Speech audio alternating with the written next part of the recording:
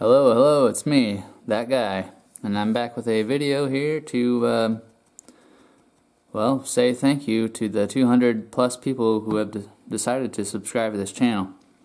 When I started this channel 2 months ago to the day, I did not have any expectations or intentions that people would actually watch these videos. More or less, they were just a way for me to hold myself accountable for the intentions that I had set and decided to put into practice.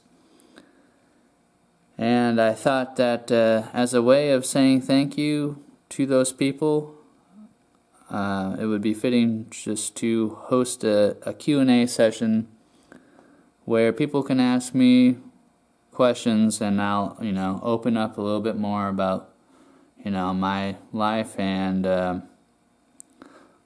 whatever people are wondering about beyond what I've already mentioned in my videos. You'll have to excuse any noises or whatnot. My cat here is very. Anytime I get the camera out and put it on this table here, he's always like, "What's going on?" Well. Anyways, I think he's pretty much got that out of his system now. Looks like he's about to jump up there and take a nap, so. What you doing, buddy? Anyways, the first question comes from Jimmy Grass, who asks, "Why did you choose to stop for 30 days and not more or less?" And he left this comment on a video on the THC series, the Tea Break series, where I'm not smoking weed. I'm currently in the middle of right now. And I'm assuming that he means it to be related to weed and not cigarettes, because my intention with cigarettes is to not smoke cigarettes anymore. But, I'm human. If I slip up, I slip up, right? I've said that time and again. But with weed, I chose to do 30 days primarily because it's a good starting point, and it gives me some freedom to choose, at the 30-day mark whether I want to continue or not. In one of my videos, I mentioned that I try to be very careful with the language that I use when I set an intention. I don't say that I'm never going to smoke weed ever again, and I try to say that I'm not going to smoke cigarettes ever again. I'm human.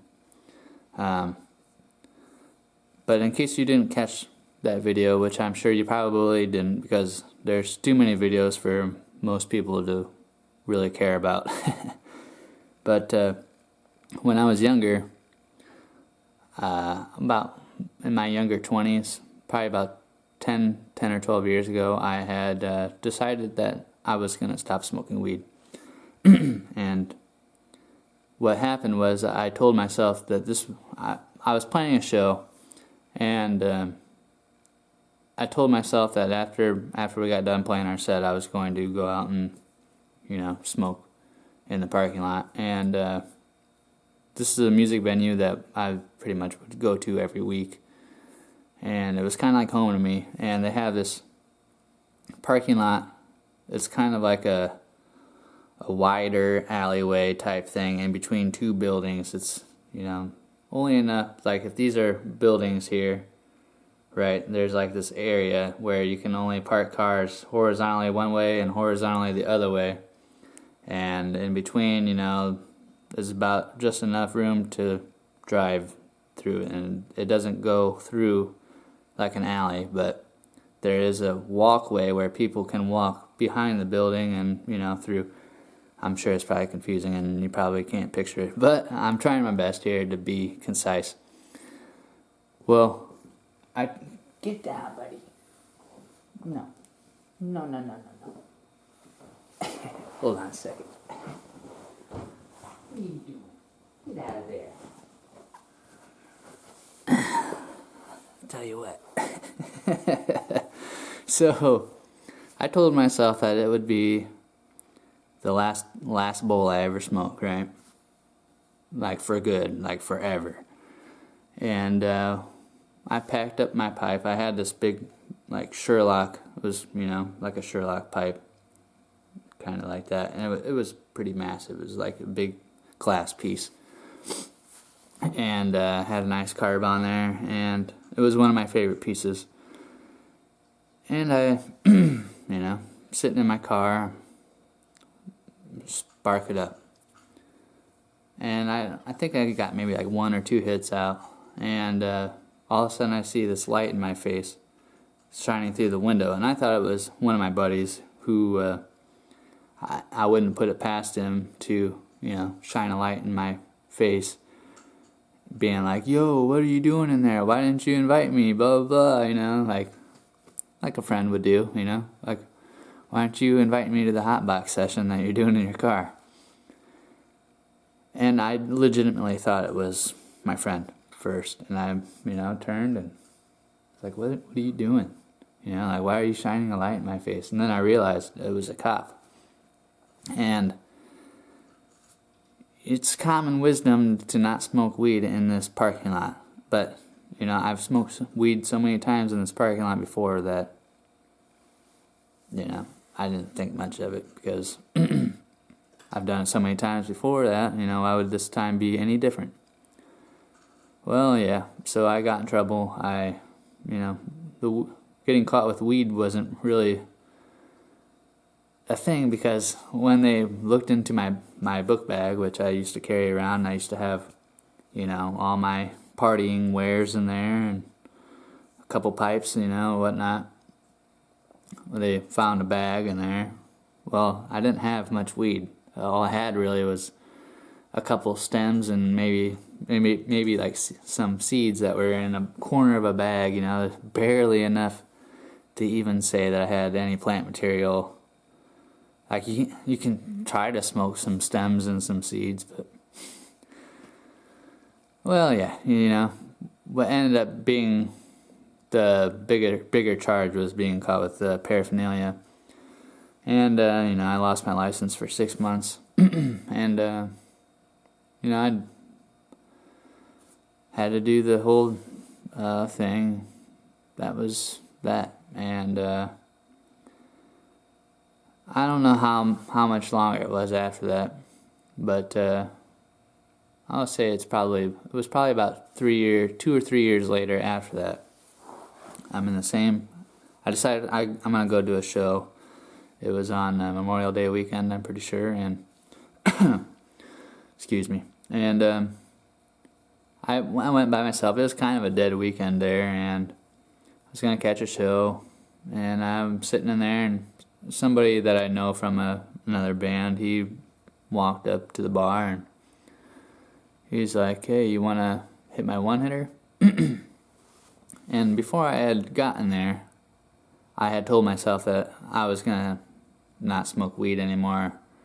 That was actually the first day after, the day I told myself that. So earlier in that day, I told myself I wasn't gonna smoke weed anymore. And then I went to the show. Then this guy asked me, "Hey, you want to smoke my one hitter?" And I thought about it, and I was like, "Yeah, all right, I'll hit your one hitter." So we walked outside, in that little parking lot area thing. And he packs up his one hitter, and I hit it, and I blow the hit out. And right after I blow the hit out, a cop walks around the corner. Well, and it could not have been timed any better. Well, long story short, I got in trouble again, and despite not having any plant material on me, like I didn't have anything on me other than the fact that I had this guy's one hitter in my hand. And I wasn't going to tell, the cop that it was this dude's one hitter, but, so I got slapped with another paraphernalia charge. And on top of, drug abuse charge. And I ended up going through the classes, and I lost my license for another 6 months. And ever since then, I've kind of just learned to, not say that I'm never going to smoke weed ever again. Because every time that I do, something like that happens, and I've learned to be very careful about how I say things now. So when I say that I'm going to take a tea break, it's for a legitimate reason. Because, I'm only 34 at the time of this recording. And, I hope that my life still has at least, another 34, maybe even 50 or 60 years left, right? And I cannot predict the future. 30 to 60 years is a long time. There's a very high possibility that I will probably smoke weed again in that span of time, right? So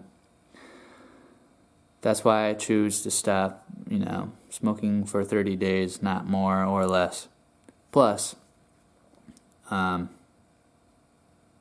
gives anybody else the opportunity to do this with me and get through the first month, because the first month is the hardest time to get through anything if you've been doing it for a long time. So that's why I once I realized people were watching these videos and following along, it became more of a thing to well, do this with me, and you have a friend to help you get through these trials and tribulations, so to speak.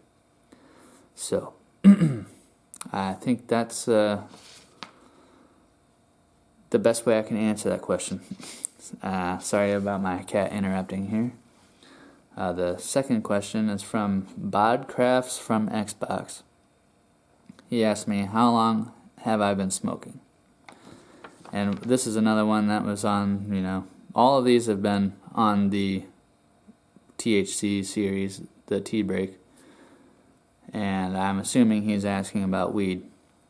So, but I will also answer for cigarettes. When I was 18, I started smoking cigarettes. And I actually started smoking cigarettes more so as a way to cover up the smell of weed when I was at college. But I started smoking cigarettes first, but probably about the summer before I went to college. But it didn't really, stick. I mean, I smoked cloves and I smoked a variety of different types of cigarettes from different brands and whatnot.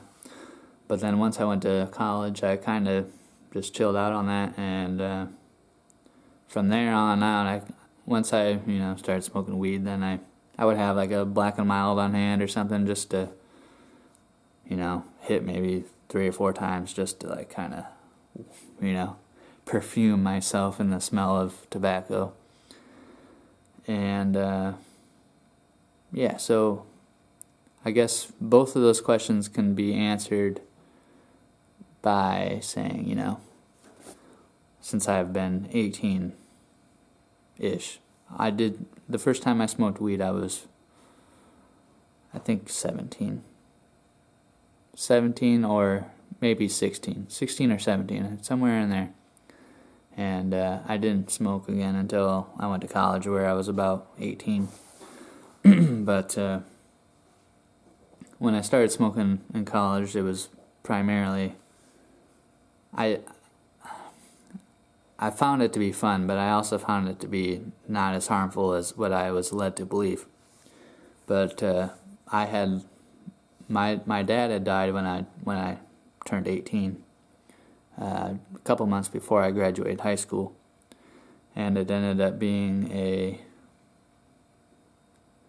kind of way to escape from that grief. And That's something that it took me a long time to kind of get out of that mode of like escapism, like a really long time. Primarily because the only times I really ever stopped smoking were those times that I got in trouble. So, yeah. So yeah, it's been about 16 years that I've been smoking weed, which is kind of crazy.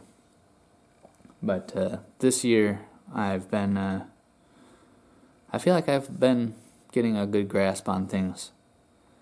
So, and a couple years ago, I will say I took a longer tea break, probably 3 or 4 months during the summer, primarily because I was doing some dream analysis, and I wanted to be able to remember and recall my dreams after I woke up. So, not smoking weed definitely helped with that. The third question, number 3, is also from Bodcrafts from Xbox. He asked me what kind of music I play. And that's kind of a hard question to answer because, I've been playing music for a while.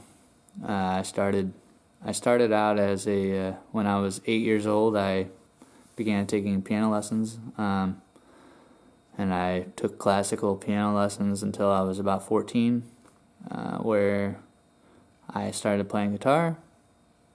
And then about the time I turned 17, 18, I started a band with a friend. We were more kind of like indie rock, definitely inspired by bands like Pavement and Built to Spill, The Flaming Lips. And then that band lasted a couple years. And then after that, I found myself, after I dropped out of college, I found myself playing in a band where it was kind of similar to like a cross between post-hardcore and prog rock, kind of like At the Drive-In meets King Crimson meets Pink Floyd, kind of. And my role in that band was to basically make noise and kind of double up on keyboards, but mostly to make noise. I was always the first person to take my shirt off on stage, and we had 9 people on stage at one time, so it's a little funny tidbit about that. And then from there on, From there, after that, I played in a group that was more kind of like an alternative rock group. I played keyboards in that band and released a couple of albums with them. Or I should say they released a couple albums where I appear on. And in the meantime of that, I was also in a jam band, kind of inspired by Phish. And, well, at the time I was a huge Phish head. And there was probably a 10-year period of my life where I listened to nothing but Phish, because there are so many live shows to listen to, and I was working a job that allowed me to be able to listen to a show basically the day after it happened. And it was kind of like rooting for your favorite team, but every time they play, it's like a win. Most of the time. But it also gave me a chance to really dive into their back catalog of, 30, well, it's more than that now, but at the time it was 30 years of live music to pour through, and it really gave me a chance to explore those recordings. And I got into Phish mostly because I was studying music in college, and we were learning about classical music mostly during that first year and a half that I was in school. But when I listened to a composition from Phish, it was like a light bulb went off in my head, and it was like, wow, this is like modern classical music. On top of the fact that they improvise and make stuff up on a dime, and they not only do it great, but they're maybe some of the best at doing it. Like, they are masters at their instruments, all four of them. And to be able to just be a unit that can, just it's pretty insane. So yeah, I was playing in a jam band after that. Well, at the same time, I was in this alternative rock group, and then both of those bands the jam band kind of fell apart, and we were partying quite a bit, to be honest with you. And the other group, I left and was kind of kicked out at the same time. It was kind of like we all kind of, I don't know, things were, I was getting unhappy, and I think they were getting unhappy about me being unhappy about stuff, and I kind of got replaced in the in the time that I was in the band, so I wasn't really happy about that. But yeah, we played like alternative rock, which was kind of more or less like Portugal the Man ish. But that group had been around for quite a few many years. Like they started out as a duo when they were in high school, and by the time I got in the band, they were already around for 10 years at that point. So, but that band didn't last much longer after I left, anyways. But they're all playing music still, and except for one person, but the majority of that group is still playing music, and I have nothing but love for all those guys. And then from there, I began playing with this older guy.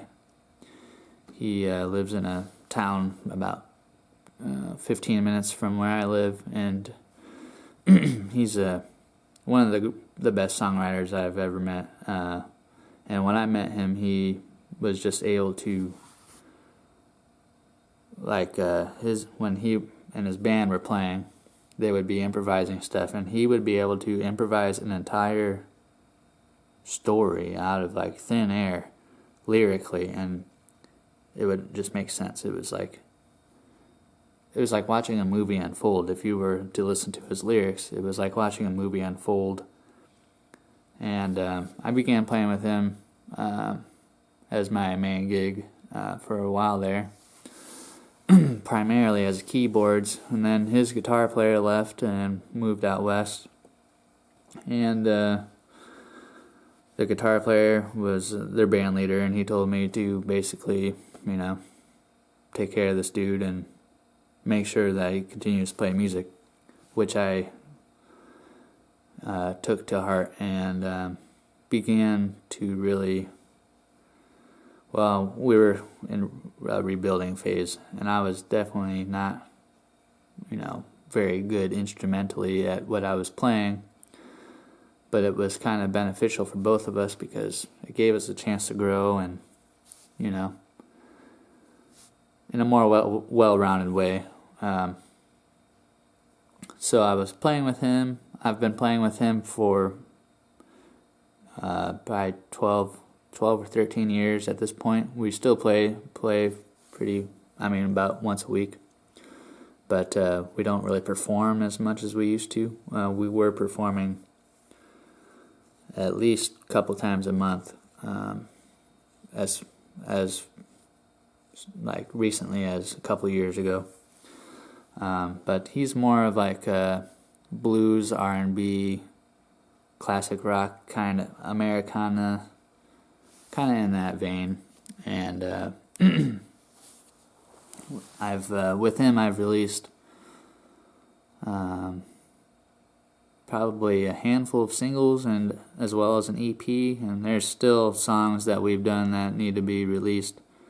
So I'm not sure when we'll be releasing those, but they're already done. They just need to be filed and distributed. So, and then, when I was playing with him during those rebuilding years, I was in another jam band. I was kind of a lot to keep track of. But I was in another jam band at that point, and that didn't last very long, probably 4 or 5 years. But we ended up starting a music festival that is still going on today. The 8th year is coming up in a couple of weeks, actually. But I don't really have anything to do with it anymore.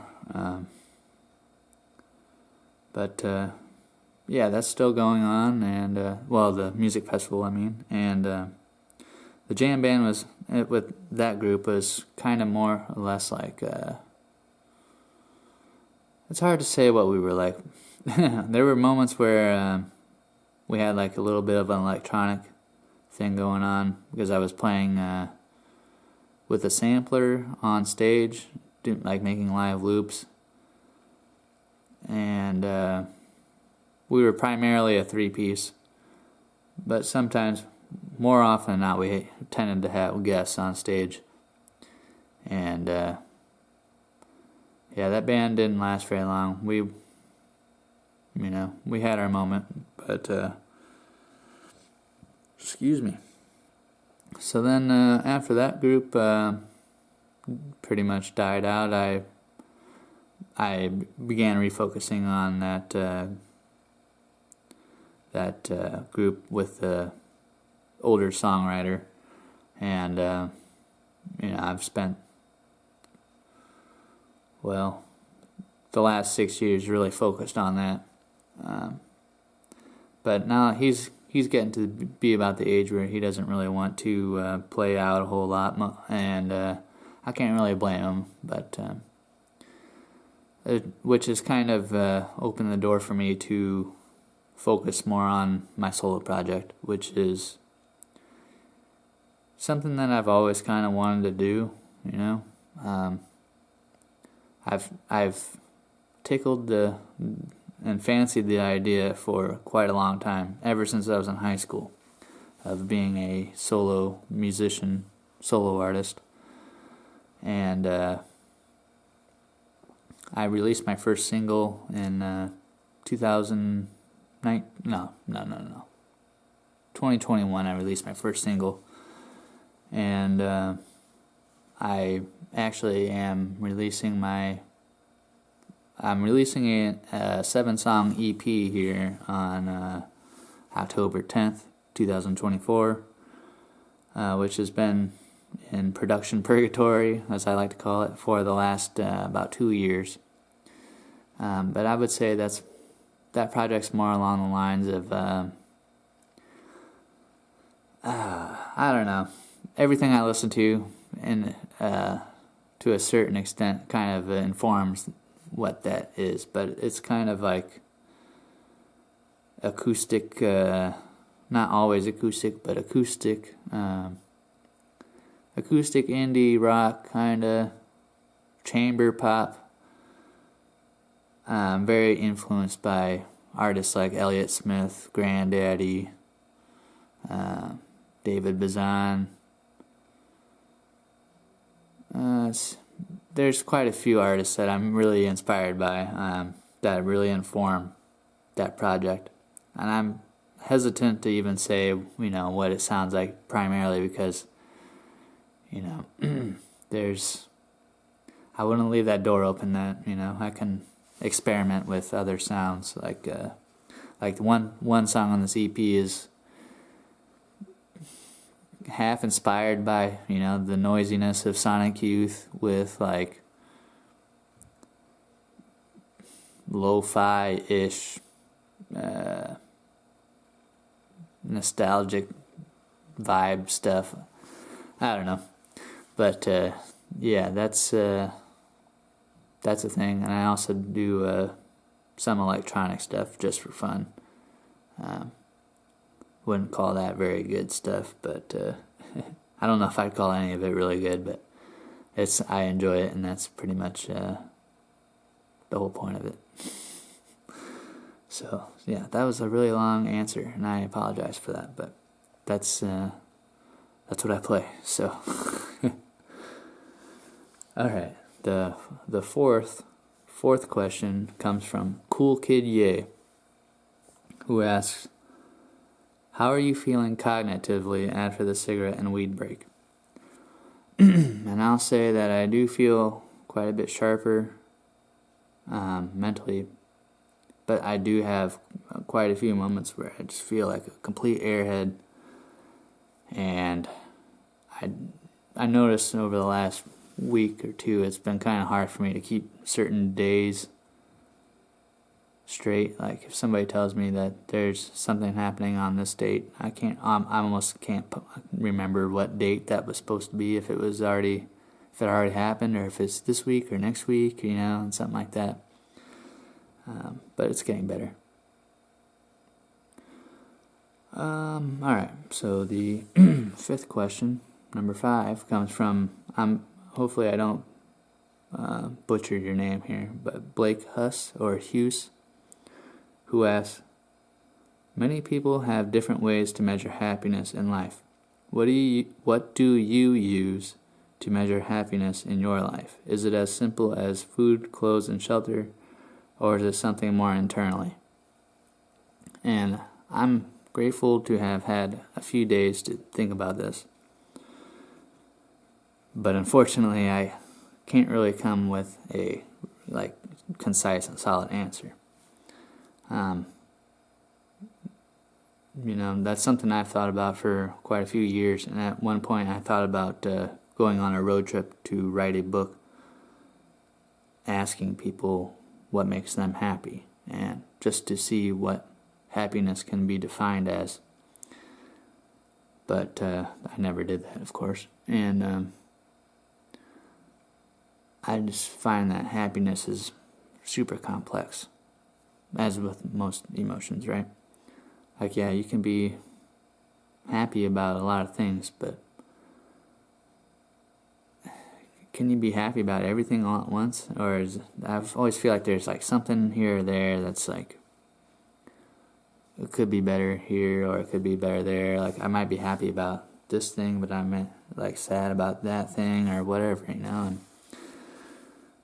it would be nice if I could refer to Maslow's hierarchy of needs to remind myself that having clothes and food and a roof over my head is all the grounds I need to be happy. But that's not always the reality in my experience. But I don't know, accomplishing things I feel like is part of what makes me happy. So, yeah, doing this has definitely helped. And lastly, Florida Man Forever, with the 6th question, asked me, what do I plan to do with all the money I've saved from not smoking weed or cigarettes? Well, primarily I need to pay bills. That's the big plan. I need to get my life on track. It's completely upside down, and it has been for the last 3 years. So, that's pretty much my big plan. But, yeah. It hasn't gotten to be overnight success or anything with the money that I've saved. It hasn't really been any money to be saved. It's all gone towards bills or food that I've been neglecting to eat or be able to buy because I've had to, chase my dragons, so to speak. So, yeah, I haven't really saved any money other than, being able to take care of things as they come up, which I wouldn't have been able to do otherwise. So this has all been kind of a blessing to do this, because I would be in more dire straits than I am right now. So, alright, with that, I would like to thank you for being here, and I will continue to upload videos as,